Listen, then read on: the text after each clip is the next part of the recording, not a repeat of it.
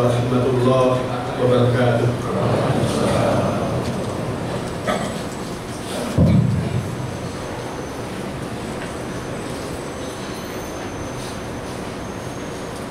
Allahu Akbar, Allahu Akbar, Allahu Akbar, Allahu Akbar. Asyhadu an la ilaha illallah.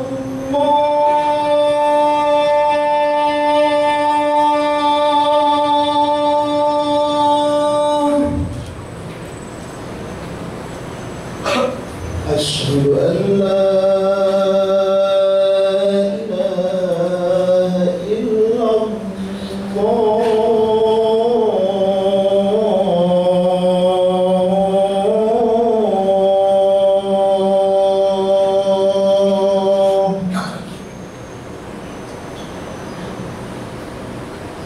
أشهد أن محمدا رسول الله.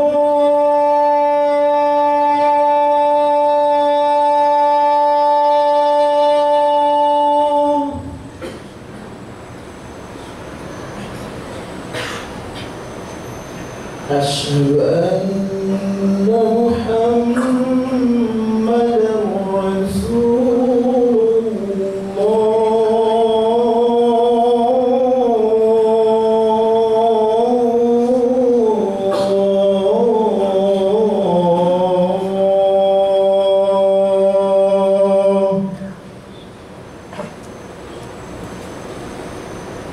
حي على الصلاة.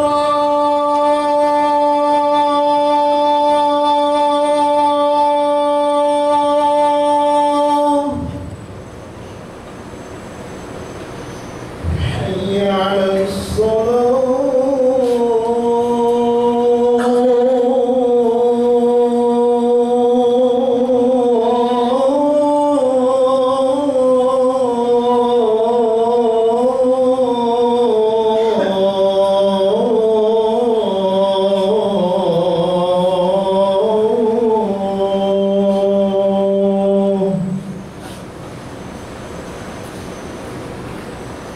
حي على الفلاح.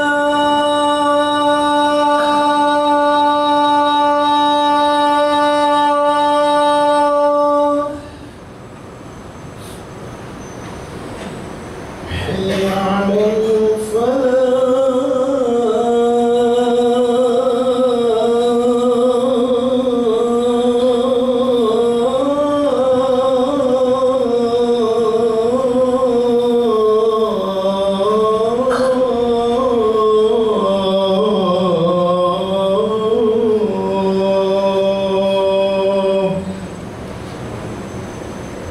الله أكبر، الله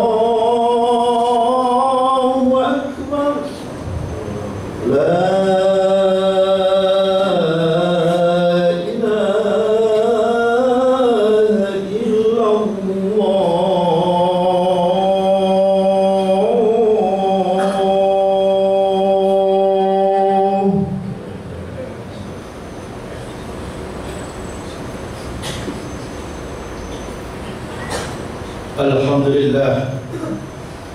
الحمد لله الذي فرض الفرائض فلا تضيئوها وحد حدودا فلا تعتدوها. أشهد أن لا إله إلا الله وأشهد أن محمدا عبده ورسوله.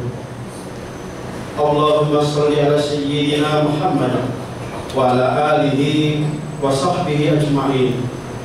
أما بعد، فيا أيها الحاضرون اتقوا الله، أوصيكم وإياي بتقوى الله وطاعته لعلكم تفلحون.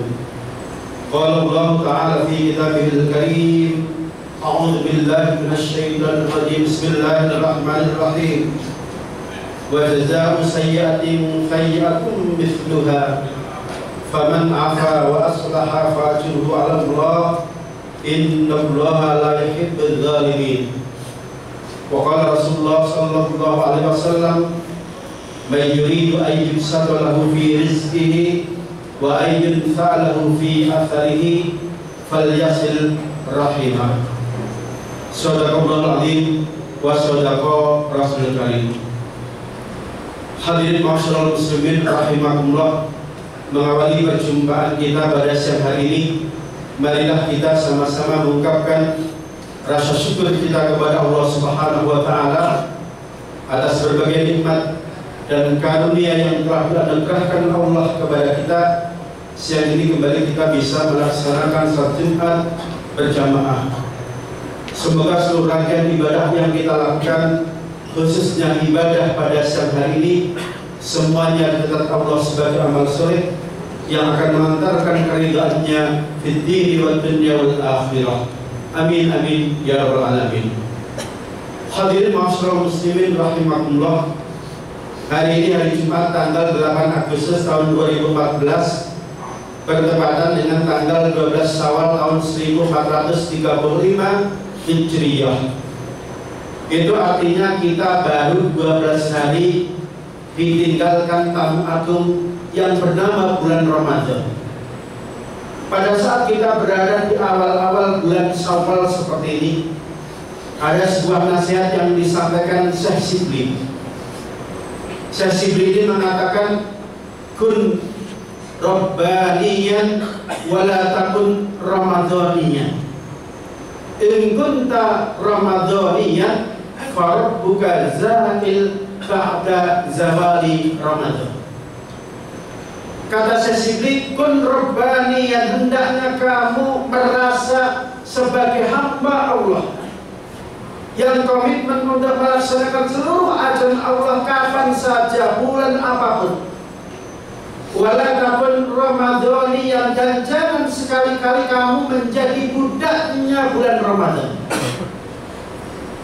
In kunta ramadhaniyan, kalau kamu hanya menjadi budaknya Ramadan, farabbuka zahil ba'da zawali Ramadan. Pasti Tuhanmu akan lenyap, ajaran Tuhanmu akan sirna bersamaan dengan berlalunya Ramadan meninggalkan kita. Marilah sekarang kita introspeksi melihat, kira-kira kita ini sudah menjadi hamba Allah atau baru menjadi budaknya Ramadan? Bukankah ketika bulan Ramadan datang, kita ini tiba-tiba menjadi orang yang sangat dekat dengan masjid. Berbagai ibadah dilakukan, mulai sholat 5 waktu, sholat tarawih, i'tikaf, seluruhnya diupayakan untuk dilakukan di masjid. Tapi coba, ketika Ramadan pergi berlalu meninggalkan kita, watak dasar manusia yang malas untuk ke masjid, watak ini kelihatan kembali, muncul kembali. Bahkan gerakan untuk meninggalkan masjid dilakukan begitu sangat sistematis dan sangat masif. Kenapa kok bisa dikatakan sangat masif dan sistematis? Coba kita lihat, pada waktu kita berada di bulan Ramadan, hampir-hampir tidak ada satupun masjid, tidak ada mushola yang tidak penuh dengan jamaah. Bahkan masjid-masjid ini perlu membuat tenda baru untuk menampung jamaah dadakan. Tapi lagi-lagi ketika Ramadan pergi meninggalkan kita, masjid yang awalnya penuh, yang jamaah membludak, masjid ini sekarang dilaporkan sepi. Yang sepi bukan saja masjid yang ada di Jakarta, bahkan seluruh takmir masjid di Indonesia, mereka menyatakan ketika sudah meninggalkan Ramadan ganti bulan Syawal, masjid-masjid itu secara sistematis, secara masif kembali kosong. Ini menjadi bukti bahwa mereka baru bisa menjadi budaknya Ramadan, belum merasa menjadi hamba Allah yang siap menjalankan seluruh perintah Allah, yang siap menjalankan seluruh larangan Allah setiap saat, setiap kapan pun. Hadirin masyarakat muslimin rahimakumullah, di bulan Ramadan kita ini tiba-tiba menjadi seorang yang sangat dermawan. Bahkan banyak di antara masaknya terlebih lebih. Kalau ditanya untuk apa, mereka selalu jawab ini untuk memberikan bantuan iftar bagi para shaimin yang kebetulan lewat dan mau sholat maghrib di masjid. Begitu juga kita begitu semangat untuk menghitung berapa kekayaan kita, segera untuk mengeluarkan zakat. Zakat sudah dikeluarkan masih belum terima, masih juga semangat untuk mengeluarkan infak, mengeluarkan sedekah. Bahkan laporan dari seluruh panitia masjid, jumlah pemasukan jis meningkat tajam. Infak sedekah juga begitu. Tapi lagi-lagi ketika Ramadan pergi berlalu meninggalkan kita, watak dasar manusia yang bakhil, yang hitung-hitungan, yang medit kembali muncul. Kita ini dipertemukan dengan bulan Ramadan tidak sekali dua kali, bahkan mungkin sudah puluhan kali. Mestinya kalau kita ini rasa sebagai hamba Allah, bukan menjadi budaknya Ramadan. Jumlah rakyat miskin, jumlah fakir miskin makin kesini mestinya makin berkurang. Tapi faktanya setiap ketemu para awliya yang memberikan zakat, yang mengeluarkan infak, yang membagi-bagi sedekah, yang berjubel ngantri, tidak makin berkurang tapi jumlahnya makin banyak. Jelas ini menjadi indikator bahwa kita baru bisa menjadi dermawan kalau kedatangan tamu yang bernama Ramadan. Ketika Ramadan pergi berlalu meninggalkan kita, kembali watak aslinya muncul, menjadi orang yang bakhil, menjadi orang yang pelit, bahkan tidak pernah punya empati kepada kaum miskin, kepada para du'afa. Bahkan ketika diumumkan di Palestina membutuhkan bantuan, mereka sekarang ini ditindas, mereka didolimi luar biasa. Lagi-lagi karena kita ini merasa tidak lagi berada di bulan Ramadan, empati itu tidak segera tumbuh, kesadaran untuk berbagi kembali tumbuh. Bahkan sifat dasarnya sebagai orang yang bakhil kembali merasuki setiap umat Islam. Hadirin masyarakat muslimin rahimahullah. Begitu juga ketika Ramadan datang, kita ini tiba-tiba menjadi orang yang sangat pemaaf, orang yang sangat sabar, gak mudah emosi, gak mudah marah. Bahkan ketika kita ngantri, kaki kita diinjak orang lain, sadar itu di bulan Ramadan, kita gak melotot, kita gak marah, tapi langsung mengatakan bahwa saya ini lagi puasa. Tapi coba, ketika Ramadan pergi berlalu meninggalkan kita, kita berada di bulan Syawal, watak aslinya yang pemarah, yang mudah emosi kembali muncul. Hanya gara-gara senggol dan salah paham bisa terjadi perang antar kampung. Hanya gara-gara beda satu kunut satu gak kunut, akhirnya pisah masjid. Bahkan kita masih sering dengar hanya gara-gara beda menentukan satu Syawal atau menentukan satu Ramadan, mereka tidak lagi bertegur sapa. Bahkan yang sekarang ini terjadi hanya gara-gara jagonya kalah dalam pemilu kada, ngamuk. Hanya gara-gara beda ormas, beda partai, akhirnya keluarga itu menjadi berantakan, ukhuwahnya menjadi hancur. Padahal Allah mengatakan wa'tasimu bihablillahi jami'an wa la tafarraqu. Kita ini disuruh untuk bersatu padu, jangan bercerai-berai. Hendaknya menjalin ukhuwah, merapatkan barisan, wa la tafarraqu, jangan sekali-kali bercerai-berai. Apa jadinya kalau kita ini hanya bisa menjadi bersaudara, merasa akrab, merasa temenan? Itu hanya terjadi di bulan Ramadan. Sementara ketika Ramadan berlalu meninggalkan kita, ukhuwah itu menjadi tercapek-capek kembali. Apa jadinya kalau setiap terjadi pemilu kada, yang satu kalah kemudian gak mau legowo? Begitu juga apa jadinya kalau setiap 5 tahun kita milih presiden, habis pemilu kita nggak atur, lantas kapan kita ini akan membangun negara kita?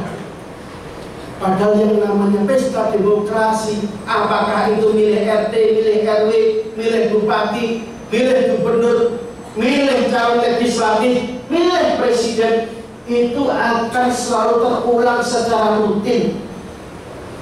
Dan alangkah mahalnya biaya negara, biaya yang dikeluarkan negara. Kalau sampai sudah pemilu kada selalu ribut, kalau memilih presiden selalu tidak akur. Jelas yang rugi adalah kita, yang rugi adalah rakyat, yang rugi adalah negara. Padahal kita harus sepakat ketika kita meyakini bahwa negara kita itu asasnya demokrasi, maka di situ pasti akan banyak partai, pasti di situ akan terjadi banyak ormas. Bahkan bisa jadi karena negara kita ini bukan negara agama, tidak berdasarkan Quran dan hadis, tapi berdasarkan Pancasila, pasti di negara kita ini akan tumbuh berbagai macam agama. Tugas kita adalah bagaimana merawat kebersamaan, bagaimana menjalin ukhuwah sehingga ketika terjadi pesta demokrasi, ukhuwah tetap terjaga. Hadirin masyarakat muslimin rahimakumullah, kita semua dilahirkan di zaman akhir. Kalau kita sepakat dilahirkan di zaman akhir, itu artinya godaan kita itu makin berat. Manusia nggak makin nambah, setan nggak pernah mati, jumlahnya makin banyak, godaannya tentu makin berat. Sudah begitu kita ini ditakdirkan oleh Allah sebagai manusia biasa yang diberi nafsu, yang diberi syahwat. Bukan nabi, bukan rasul. Kalau nabi, rasul salah, Allah langsung tegur untuk meluruskan.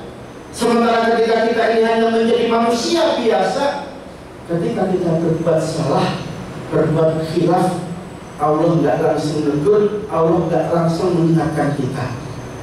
Untuk itu, agar fitrah yang sudah kita raih melalui kemenangan Idul Fitri, fitrah itu betul-betul terjadi. Kalau selama ini kita ngerasa persaudaraan ini sempat terkoyak gara-gara memilih anggota dewan, atau ukhuwah kita terkoyak gara-gara kemarin pilihan kita terkait pilpres beda, maka di bulan Syawal ini merupakan saat yang tepat agar kita kembali merajut ukhuwah, kembali bergandengan tangan. Persoalan pemilu, persoalan presiden itu sudah berlalu. Sekarang saatnya kita kembali untuk beribadah dengan tekun, untuk kembali beribadah meskipun bentuknya dengan mencari nafkah untuk keluarga. Sebab Nabi mengatakan kalau sampai satu muslim dengan yang lain hanya gara-gara beda pilihan, beda partai, beda hal-hal yang sifatnya furu'iyah, kemudian mereka nggak tegur sapa, mereka musuhan, mereka saling mendiamkan. Nabi mengatakan la yahillu li muslimin ayyahjura akhahu fawqa salas. Sungguh, kata Nabi, tidak halal seorang muslim satu mendiamkan muslim yang lain lebih dari 3 hari. Itu artinya kalau pilek sudah berlangsung lebih 3 bulan, pilpres juga sudah berlangsung sekian bulan, di antara kita belum rukun, masih saling gontok-gontokan, belum bisa memaafkan, maka kita termasuk orang-orang yang diancam Nabi. Jangankan masuk surga, mendapatkan bau harumnya surga saja kita tidak akan dapat. Semoga di bulan Syawal ini Allah betul-betul menempatkan kita di kelompok barisan yang termasuk minal aidin wal faizin, kembali mendapatkan fitrah kesucian dan kembali mendapatkan kemenangan. Dan syarat untuk kembali mendapatkan fitrah kesucian adalah di antara kita harus tidak ada dosa, harus tidak ada ganjalan. Kalau masih merasa belum akur, belum bisa damai, bulan Syawal ini merupakan bulan yang sangat tepat agar kita saling memaafkan. Demikianlah khutbah kali ini. Barakallahu li wa lakum fil Qur'anil Karim wa nafa'ani wa iyyakum bima fihi minal ayati wa dzikril hakim wa taqabbala minni wa minkum tilawatahu innahu as-sami'ul alim.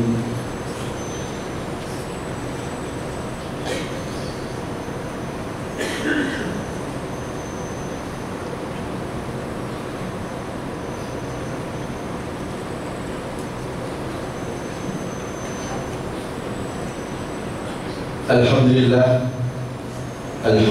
hamdan katsiran kama amar.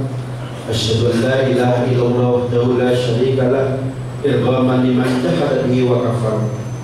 Wa asyhadu anna Muhammadan abduhu wa rasuluh sayyidul khalaiqi wal basar. Ayyuhan nas ittaqullah waf'alul khairat wassalil sayyi'at. Innallaha malaikatahu yusholluna 'alan nabi ya ayyuhalladzina amanu shallu 'alaihi wa sallimu taslima. Allahumma shalli wa sallim wa barik ala sayyidina Muhammad wa ala alihi wa sahbihi ajma'in wa du'anna mahum bi rahmatika ya arhamar rahimin. Allahumma ighfir lil mu'minina wal mu'minat wal muslimina wal muslimat al ahya'i minhum wal amwat innaka qaribun mujibud da'wat. Rabbana ighfir lana wa li ikhwanina alladhina sabaquna bil iman wa la taj'al fi qulubina ghillan lil ladzina amanu Rabbana innaka ra'ufur rahim. Subhana rabbika rabbil izzati amma yasifun wa salamun alal mursalin walhamdulillahi rabbil alamin. Ibadallah, innallaha ya'muru bil adli wal ihsan wa ita'i dzil qurba wa yanha 'anil fahsya'i wal munkari wal baghi ya'idukum la'allakum tadhakkarun. Udhkurullaha bima yadhkurukum was'aluhu min fadlihi yu'tikum wa la dzikrullahi akbar. Aqimus shalah.